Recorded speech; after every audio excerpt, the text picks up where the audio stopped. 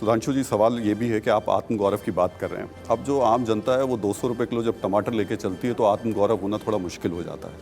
और अगर कांग्रेस के नेता हिंदुत्व की तरफ जा रहे हैं तो बीजेपी तो अब पसमानदा की तरफ जा रही है। देखिए, मैं बिल्कुल ये बात कहता हूं कि इस समय महंगाई की दर 7.5% है और जून के महीने में कितनी थी?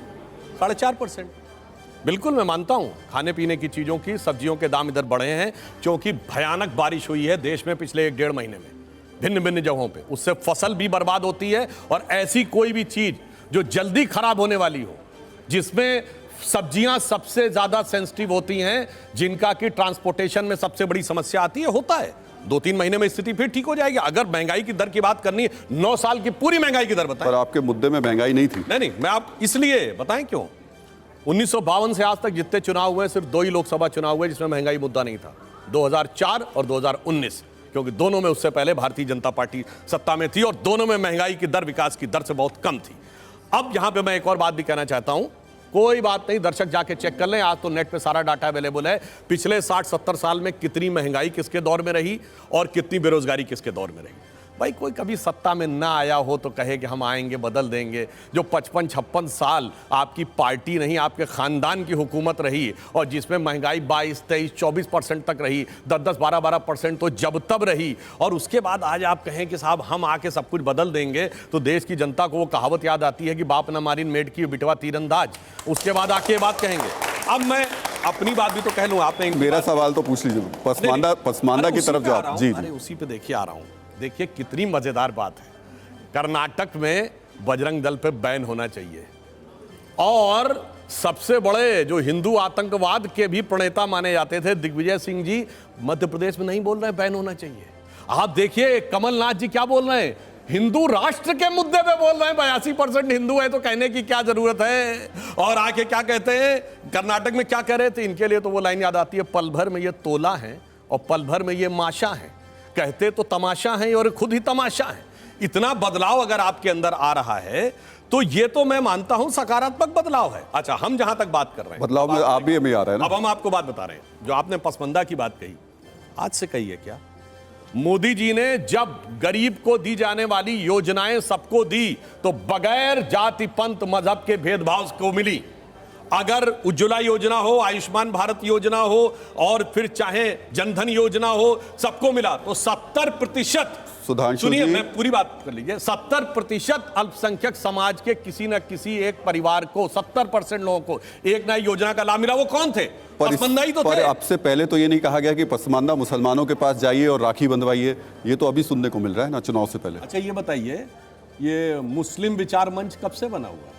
तो आप बहुत बताते हैं संघ का मुस्लिम विचार मंच तो 20 साल से काम कर रहा है और आज आपको नजर आ रहा है।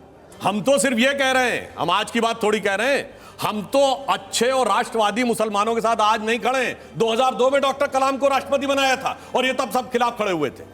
इनसे पूछिए कोई डॉक्टर कलाम के साथ गया था? और आपको बात बता दूं, भारत की आजादी जब मिली तो पहली शहनाई 15 अगस्त 47 को उस्ताद बिस्मिल्लाह खान ने बजाई थी और उनको भारत रत्न 2001 में मिला। 50 साल के कांग्रेस के राज में कभी नहीं मिला। वीर अब्दुल हमीद की शहादत की 50वीं वर्षगांठ हुई, सुनिए आज नहीं, 2015 में मोदी जी ने उनके पूरे परिवार को बुलाया, उनकी पत्नी को बुला के सम्मानित किया। मैं चुनौती से कहता हूं, एक सेक्युलरिज्म का सूरमा दिखाइए जो वीर अब्दुल हमीद के घर पे गया हुआ। इनको कौन से अच्छे लगते हैं? इशरत जहां, याकूब मेनन, मैं जवाब ले लेता हूं, जाकिर नायक, ये मैं जवाब ले लेता हूं। सुप्रिया जी, सवाल मेरा पहला होगा, उसके बाद इनका आप जवाब भी दे दीजिए। सवाल ये कि आप बार बार चीन का जिक्र कर रही हैं। राहुल गांधी इसी वजह से, राहुल गांधी, मैं आता हूं आपके पास, राहुल गांधी इसी वजह से पेंगोंग में है। क्या है? राहुल गांधी इसी वजह से पेंगोंग में है आजकल, ताकि चीन के मुद्दे को और बड़ा बनाया जा सके। मुझे लगता है राहुल गांधी ने एक भारत जोड़ो यात्रा करी है, 4000 किलोमीटर कन्याकुमारी से कश्मीर तक पैदल चले हैं इस देश को जोड़े रखने के लिए। अजनबियों को गले लगाया है, लोगों के आंसू पोंछे हैं, महिलाओं का सशक्तिकरण देखने को मिला जब वो उनके साथ बेखौफ होकर चल रही थी। वो मैकेनिक से मिलते हैं, वो ट्रक ड्राइवर से मिलते हैं, वो स्टूडेंट से मिलते हैं।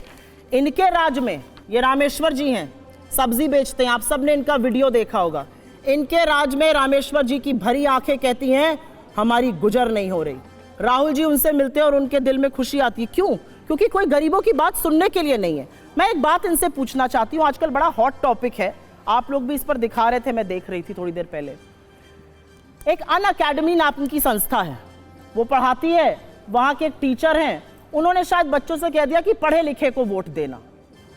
पढ़े लिखे को वोट देने की बात करी थी, किसी का नाम तो लिया नहीं था। ये right wing, Bharatiya Janata party का सोशल मीडिया, उनके सोशल मीडिया के महाराष्ट्र के चेयरमैन सब मोदी जी को क्यों समझ लेते हैं? ये कौन सा चोर की दाढ़ी में तिनकी वाली सरकार है भैया? काजोल ने बोला हमारे लीडर्स को पढ़ा लिखा होना चाहिए, सारी राइट विंग उसके खिलाफ खड़ी हो गई।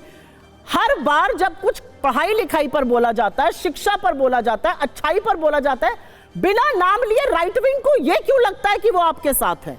और असलियत यह है कि यह देश इन्होंने बना दिया है कि अन अकेडमी ने उस व्यक्ति को, सांगवान जो पढ़ा रहे थे, और कहा, और मुझे लगता है बच्चों को यह बोलना, अगर मैं इन बच्चों को बोलती हूँ बेटा पढ़ो लिखो, कुछ बनो, कुछ काम करो, अपना नाम करो, शिक्षित लोगों के साथ रहो, अच्छे लोगों के साथ वक्त बिताओ, तो मैं क्या गलत कह रही हूँ? उस व्यक्ति को नौकरी से निकाल दिया क्योंकि राइट विंग ने उसको बुली किया, राइट विंग ने प्रेशर बनाया। यह बना दिया आपने मेरे देश को। ये ट्रेन की बात कर रहे थे, आज की तारीख में अगर आप ट्रेन में जा रहे हैं और अगर एक भक्त से आपकी बहस हो जाती है और आपके विचार अलग हैं, तो एक आदमी खड़ा होता है, अपनी सर्विस बंदूक से आपका नाम पूछकर आपकी हत्या कर देता है। यह हुआ था अभी कि नहीं हुआ था? जयपुर की ट्रेन जो जा रही थी, वहां पर एक व्यक्ति चेतन सिंह सीआरपीएफ का खड़ा हुआ, रेलवे पुलिस फोर्स का, उसने नाम पूछा और 3 मुसलमानों की हत्या कर दी क्योंकि वो मुसलमान थे। एक चूड़ी बेचने वाले व्यापारी की, एक पैंट्री कार की, एक किसी और की, क्योंकि आप इसमें बहुत सारे लोग हैं जिनसे मेरी विचारधारा नहीं मिल सकती। ये गोली लगा के मुझे मार देंगे या मैं इनको, ये क्या बना दिया इन्होंने आपके हमारे देश को? और आप कह रहे हैं कि सब कुछ चंगा सी। ये चंगा है कि चलती ट्रेन में 4 लोगों की दिन दहाड़े हत्या कर दी जाती है? ये चंगा है देश में? ये चंगा है कि 2 औरतों को नग्न घुमाया जाता है और चीफ मिनिस्टर कहता है ऐसे एक नहीं सैकड़ों हादसे हुए? ये चंगा है कि सुप्रीम कोर्ट कह रहा है कि बिल्किस बानो के रेपिस्ट आपने किस बेसिस पर रिहा किए? ये चंगा है कि जम्मू कश्मीर का डीजीपी आपसे चीख चीख कर कह रहा है कि ड्रग्स की समस्या वहां पहुंच गई है? ये चंगा है कि पढ़ने लिखने की बात करने वालों को आप बर्खास्त करा देते? क्या बना दिया आपने इस देश को? और आप बात करते हैं आत्मगौरव की। इस देश को 40 साल पीछे ले जाने का काम आपने किया है, उसके अलावा आपका कोई नो अदर अचीवमेंट है।